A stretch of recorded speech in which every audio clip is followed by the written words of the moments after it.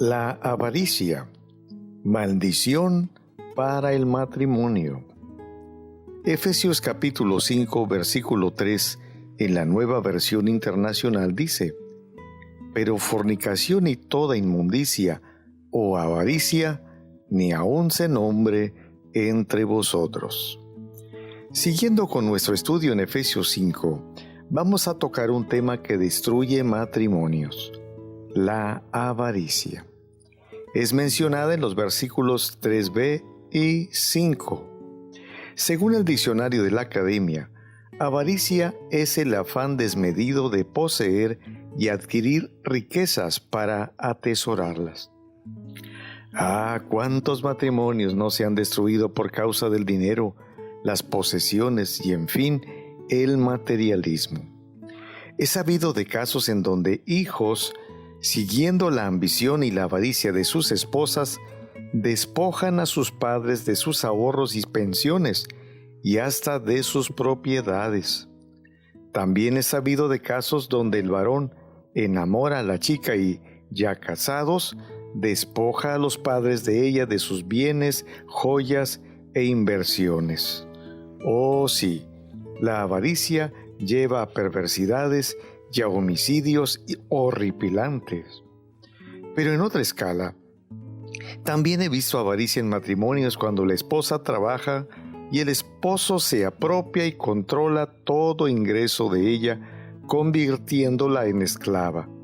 Esto a pesar de que él tiene su propio ingreso. Lo más terrible es que el sujeto siempre dice que no hay dinero. Por supuesto, también se dan casos en el sentido contrario, cuando la mujer es la controladora, avariciosamente domina los dineros del esposo. El apóstol Pablo señala que la avaricia no debe existir en el matrimonio, ni siquiera debe mencionarse en las conversaciones, pues idolatría, es decir, convertir eso en su Dios y rendirle ciega, entre comillas, adoración, haciendo a un lado al Señor, quien sí debe ser adorado y honrado, pues nos rescató de la condenación del infierno por su muerte de cruz. Pablo advierte que el avaro, el inmoral y el pervertido no tendrán herencia en el reino de Cristo y de Dios, sino lo que les espera es el castigo eterno en el infierno. Dice: ¿no saben que los malvados no heredarán el reino de Dios? No se dejen engañar, ni los fornicarios, ni los idólatras, ni los adúlteros, ni los sodomitas, sean homosexuales hombres o mujeres, ni los pervertidos sexuales, ni los ladrones, ni los avaros, ni los borrachos, ni los calumniadores, ni los estafadores heredarán el reino de Dios. Primera de Corintios capítulo 6 versículos 9 y 10 en la Nueva Versión Internacional. Más adelante el apóstol dice: que nadie los engañe con argumentaciones vanas, porque por esto viene el castigo de Dios sobre los que viven en la desobediencia. Así que no se hagan cómplices de ellos. En la Nueva Traducción Viviente, ese versículo lo podemos captar con mayor claridad. Dice así: no se dejen engañar por los que tratan de justificar esos pecados.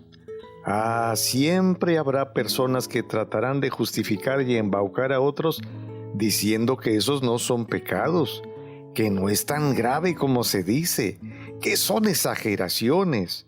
No son pecados, no es tan delicado y tan grave. Nos calificarán de religiosos empedernidos, fanáticos, retrógradas, ultraconservadores y una sarta de cosas más. Pero el apóstol es claro cuando dice: no te dejes engañar. Sabemos que el diablo es el padre de la mentira y el engaño. Así que ya sabemos en nombre de quién están hablando los que justifican esos pecados, o a quién le están haciendo el juego o sirviendo. Luego dice el apóstol: porque por esto viene el castigo de Dios sobre los que viven en la desobediencia. Dios es santo, y quienes fuimos redimidos por Jesucristo debemos vivir en santidad.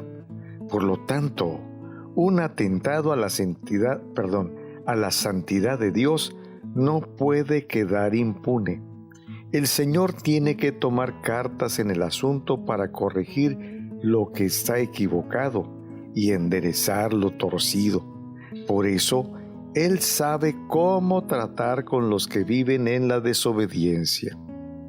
Notemos esto último que dice: viven en la desobediencia.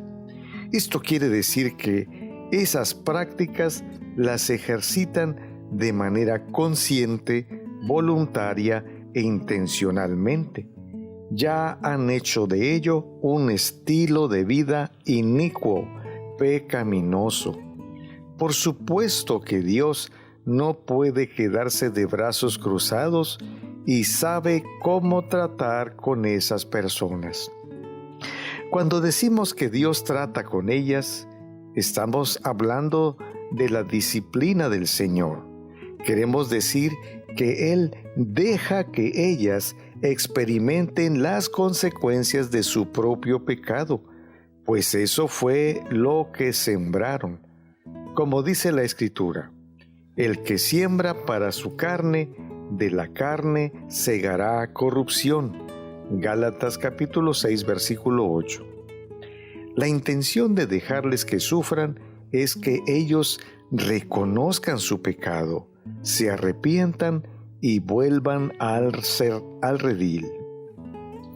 Es decir, la disciplina tiene un propósito didáctico, de enseñanza y de madurez espiritual.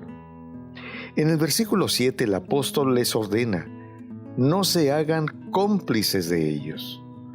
Cómplice, de acuerdo con el diccionario de la Academia, es el que manifiesta o siente solidaridad o camaradería.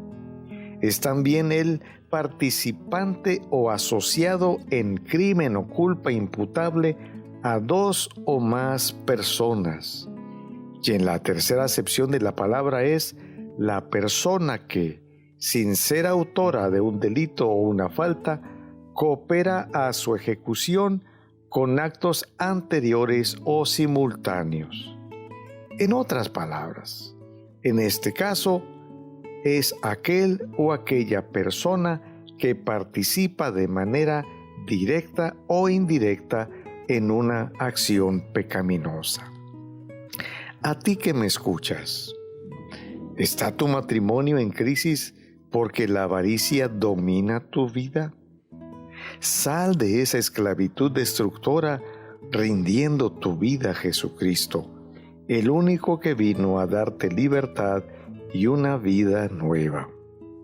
Piénsalo, reacciona. Que Dios te bendiga. Soy tu amigo el pastor Magdiel Alanís Rangel.